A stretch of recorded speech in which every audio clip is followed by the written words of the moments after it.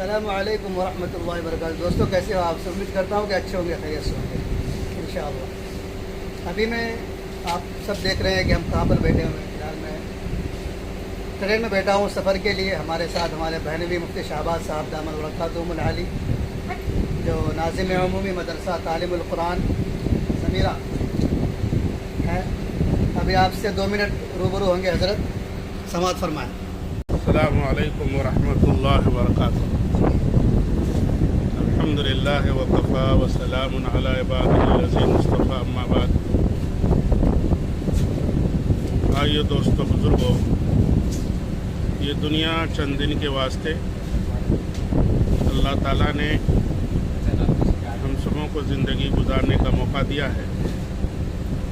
یہ زندگی اصل مقصد نہیں ہے، یہاں انسان کمائی کے واسطے آیا ہوا ہے۔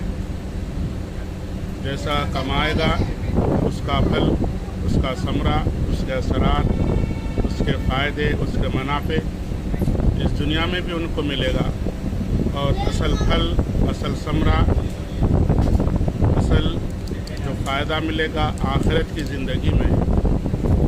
بھلے انسان کے لیے جو اچھے اعمال کیے جنت کی شکل میں، مہمان نوازی کی شکل میں آخرت میں ہے، اور برے انسان جن کے کرتوت اچھے نہیں ہیں، خراب ہیں، ان کے واسطے اللہ تعالیٰ نے جہنم رکھا ہے۔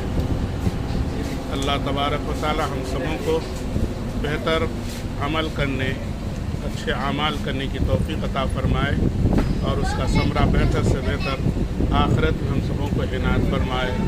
والسلام علیکم ورحمۃ اللہ وبرکاتہ۔